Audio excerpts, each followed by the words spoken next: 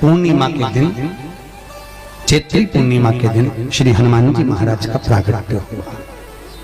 फिर गतिमान, रतिमान, मतिमान, कैतुमान, रतिमान, ऐसे हनुमान जी के 5 भाई और जन्म, तो 6 भाइयों का जन्म हुआ है। 6 भाई, भगवान का भी कम नहीं मिलता, अधिक। और आज भी नियम है महाराज, जिसकी फैक्ट्री नहीं चलती हो, प्रॉपर्टी की आप खरीदारी बेचादारी करते हो, प्रॉपर्टी से जुड़ा हुआ काम करते हो, या लोहे से जुड़ा हुआ करते हो, या फैक्ट्री आदि का कर्म करते हो, कोई मैन्युफैक्चरिंग करते हो, वो नहीं चल रहा, तो हनुमान जी के उल्टे पांव का सिंदूर लीजिए और हनुमान जी के दूसरे नंबर के भाई गतिमान का नाम लीजिए। किसका नाम लेना है? गतिमान। गतिमान का नाम लेकर फैक्ट्री के बाहर या फैक्ट्री पर एक स्वस्तिक का निर्माण कर दीजिए, हनुमान जी के उल्टे पांव के सिंदूर और गतिमान का नाम लेकर। कभी आपकी फैक्ट्री कोई काम नहीं निकालेगी, उन्नति की ओर ही निकल जाएगी, कभी घाटे की ओर नहीं जाएगी। गतिमान का नाम, रतिमान, केतुमान, मतिमान, ये जितने भी नाम है हनुमान जी के भाइयों के, ये सब कल्याण करते हैं। एक एक नाम कल्याण करते हमारे, एक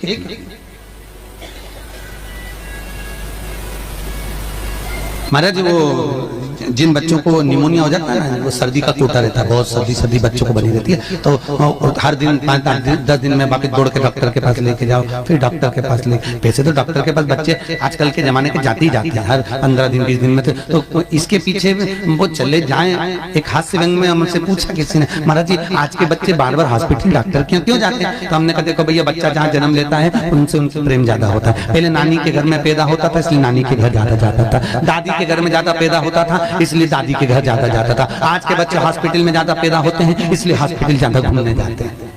ये हास्य।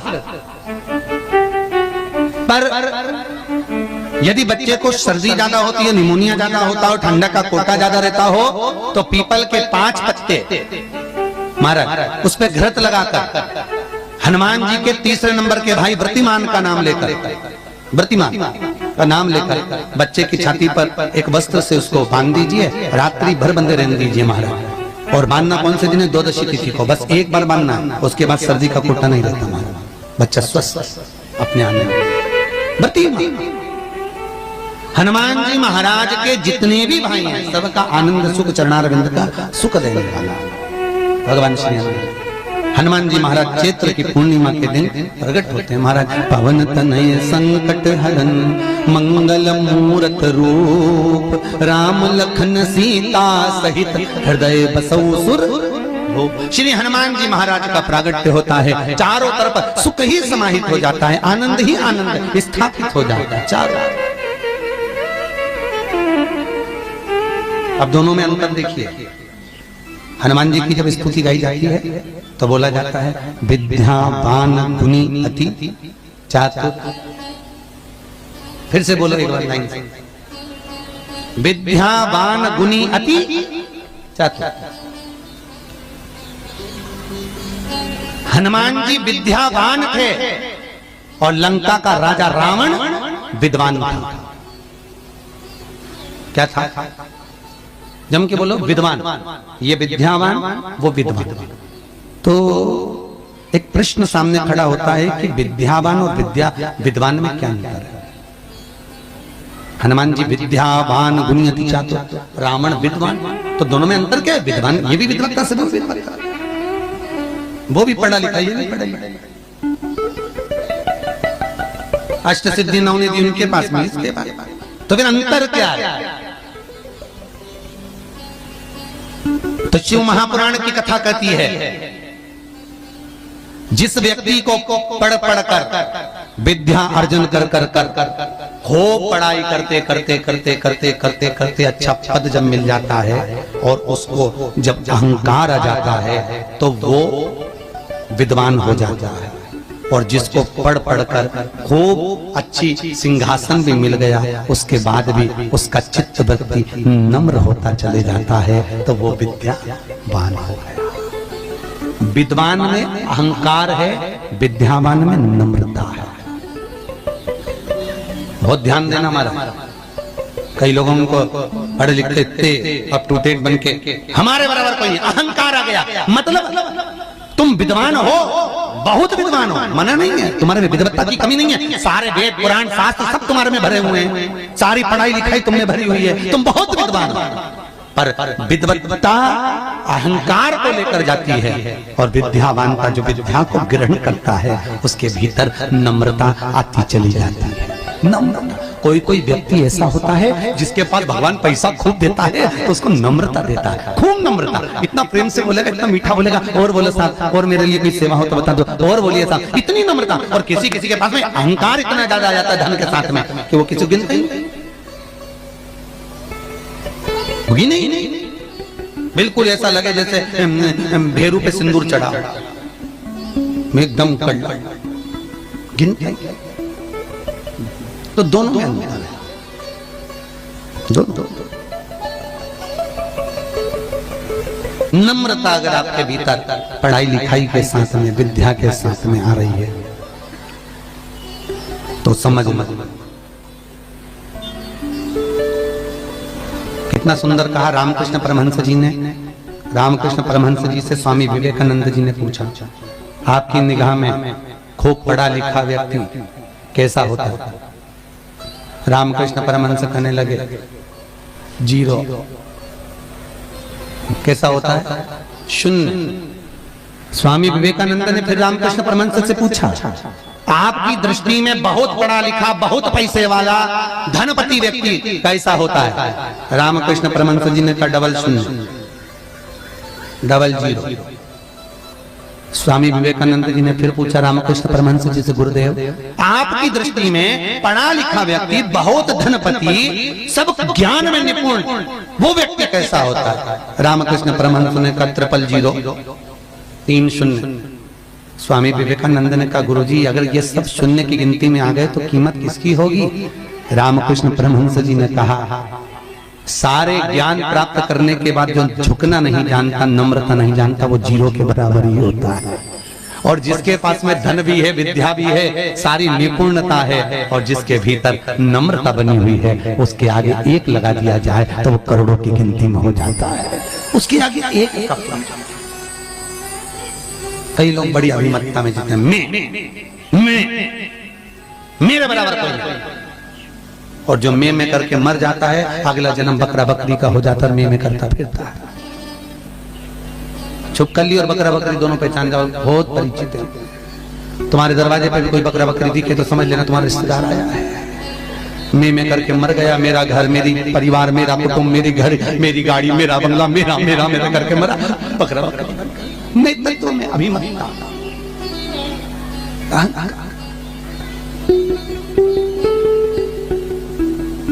गुरु नानक देव जी महाराज का शब्द याद करो, कुछ भी मेरा नहीं है, सब कुछ तेरा, सब कुछ तेरा। इसलिए बोले सो निहाल, सब कुछ तेरा, हमारा कुछ है,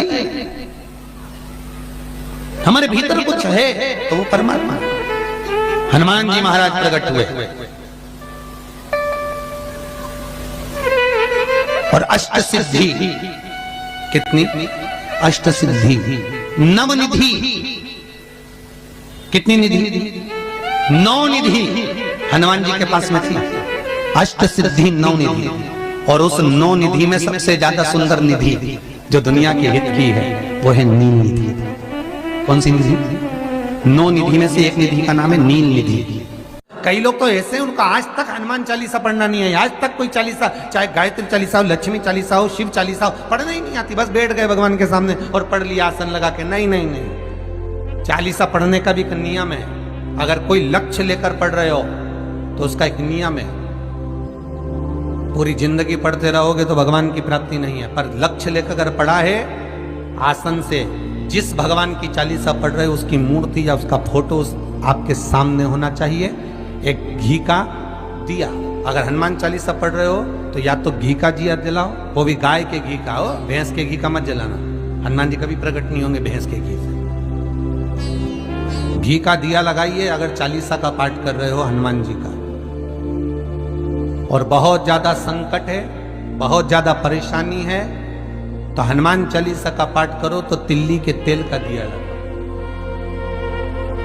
काली तिल के तेल का दिया, तिल का तेल का दिया हनुमान जी के सामने आसन बिछाकर, बहुत तकलीफ है तो 3 पाठ प्रतिदिन करो और एक आसन से जितने समय 9 बजे अगर आप बैठते हो पाठ करने तो 9 बजे ही बैठना। 11 दिन तक प्रतिदिन 3 पाठ रोज करो। एक पानी का लोटा, कलश, तांबे का जल अर्थात तांबे का लोटा हो, स्टील का लोटा हो, तुम्हारे पास जो कलश हो उसमें जल भरकर, एक सिक्का उसमें पटक कर, एक लौंग पटक कर प्लेट से ढक कर रख दो और प्रतिदिन बस टाइम पर बैठकर पाठ करो। 11 दिन पूर्ण होंगे, जिस कामना से आपने पाठ करा है बस वो सिक्का, वो लौंग कलश में से निकाल लो, जल का आचमन करो और जिस काम के लिए करा है वो जल उस प्रयोग में ले लो। उस प्रयोग, किसी से बात करने जाना है तो वो जल पी कर जाइए, कोई से हाथ मिलाना है तो वो सिक्का, वो लौंग अपने हाथ में रखिए, अपने साथ। राम जी महाराज जब गए, हनुमत चरित्र कहता, राम जी महाराज जब जाने लगे तो उन्होंने हनुमान जी से कहा कि तुम क्या चाहते हो? हनुमान जी बोले मेरे को जाना है, क्योंकि जहां राम वहां हनुमान। हनुमान जी जब कहने लगे कि मेरे को जाना है तो राम जी महाराज बोले नहीं नहीं हनुमान, तुझे सबसे ज्यादा प्रिय क्या है? तो कह राम। तो हनुमान तू कह रहा है सबसे ज्यादा प्रिय है राम प्रिय है, तो एक बार जिस समय देवऋषि नारद का अपमान हुआ, विश्वामित्र बाबा का अपमान हुआ, उस समय पर एक राजा ने जब अपमान करा तो तूने उसको राम नाम लिखकर एक जगह पर बिठा दिया और कहा कि तू राम नाम जपते रहे। उसने राम नाम जपा। तब हनुमान याद कर, मेरे सम्मुख में तू खड़ा था और युद्ध होने वाला था, तो तूने क्या कहा था?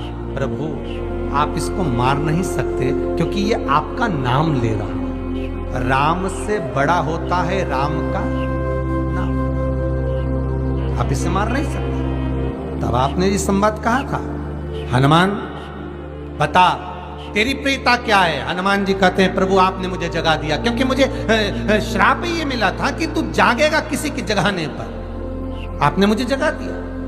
इसलिए है नाथ, अब मैं जाना नहीं चाहता, सत्संग करना चाहता।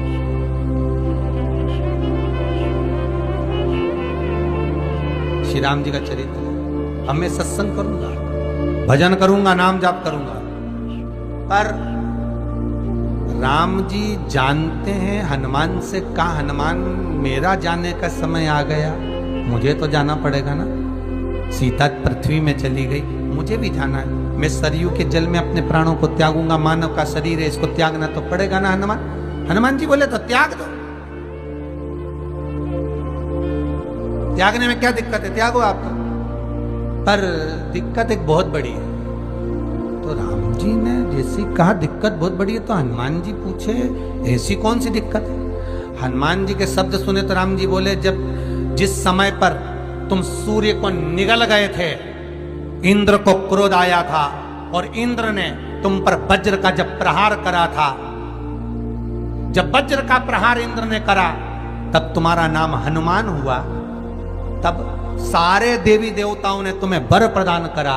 उस जगह पर यमराज भी खड़ा था, तो यमराज ने तुम्हें वर दिया था कि जहां हनुमान होगा वहां यमराज नहीं होगा। अब दिक्कत यह है कि मुझे प्राण त्यागना है और तू मुझे 1 मिनट के लिए नहीं छोड़े तो यमराज आएगा कैसे? दिक्कत वहां अड़ी पड़ी।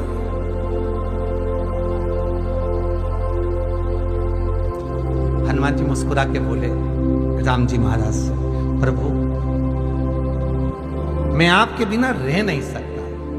तो राम जी बोले मैं भी जानता हूं कि तू मेरे बिना नहीं रह सकता, पर एक काम तो कर सकता है ना। क्या? मैं अगर कोई काम बताऊंगा तो तू करेगा कि नहीं करेगा? हनुमान जी बोले आपका काम और मैं ना करूं, ऐसा कभी हुआ है? जरूर करूंगा। ठीक है। बस अब राम जी महाराज ने सोच लिया कि हनुमान को जाने से पहले काम पर लगा। अब वो कौन सा काम था? बोलो रे भाई। हनुमान जी को कहां काम पर लगाया राम जी ने? किस जगह पर काम पर लगाया? अरे सभी ने रामचरितमानस सुनी है, खूब सुनी, जल्दी बताओ। राम जी महाराज ने प्राण त्यागते समय सरयू जी में प्राणों को देते समय राम जी ने हनुमान जी को किस काम में लगाया था कि राम जी ने अपने हाथ की एक मुद्रिका जिस पे राम लिखा हुआ था, वो मुद्रिका एक अयोध्या की एक सरंग में जमीन में डाल दिया और हनुमान से कहा जा जरा ढूंढ के लेके आ, मैं अभी घूम कर आया। और हनुमान जी तलातल रसातल भूमि के नीचे पताल में चले गए उस मुद्रिका को ढूंढने के लिए जिस पे राम लिखा है। और हनुमान जी पूछते भी जा रहे राम कहाँ है, राम की मुद्रिका पड़ी थी, राम की अंगूठी है। अब राम का ही सत्संग करते करते जा रहे और राम जी चले गए सरयू, क्योंकि हनुमान अगर होगा तो यमराज नहीं आ सकता। हनुमान को यहां से हटाना पड़ेगा तब यमराज लेने के लिए आ सकता, तब यम आए। और क्योंकि यम अपने नियम को धारण करेगा, चाहे कृष्ण हो चाहे राम। वास्तु के हिसाब से केवल एक दीवार ऐसी होती है जहां पर हनुमान जी का चित्र लगाया जाता है। चाहे तुम पर्वत उठाने वाला चित्र लगाओ हनुमान जी का, चाहे बैठे हुए लगाओ, चाहे रामायण पढ़ने वाला लगाओ, चाहे लंका दहन करने वाला लगाओ, चाहे राम नाम जपने वाला लगाओ, चाहे लक्ष्मण को संजीवनी देने वाला लगाओ, चाहे मौन मुद्रा में लगा दो, चाहे स्तुति में लगा दो, चाहे भजन में लगा दो। हनुमान जी का कोई भी चित्र लगता है तो ना पूरब में लगेगा, ना पश्चिम में लगेगा, ना दक्षिण में लगेगा। हनुमान जी का अगर चित्र लगता है तो उत्तर की दीवार में दक्षिण को देखते हुए लगता है, केवल एक ही स्थान।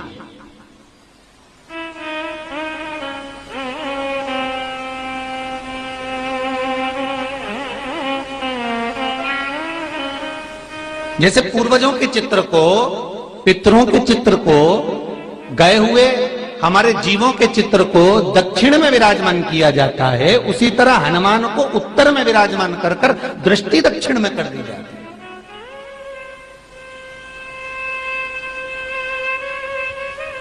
घर में हनुमान जी के जितने फोटो होते हैं उसको केवल दक्षिण दिशा में लगा और उत्तर दिशा में लगा बिठाते थे, और दक्षिण की ओर उनकी दृष्टि होना चाहिए, दक्षिण की ओर उनका मुख होना चाहिए।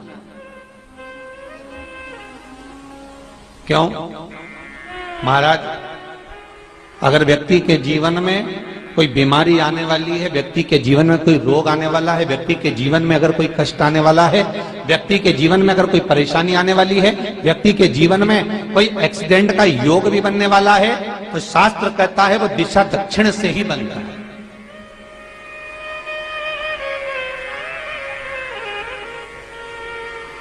ये दक्षिण जो दिशा है ये यम की दिशा है महाराज। यहां संपूर्ण परिवार के साथ यमराज अपने आनंद में निवास करते।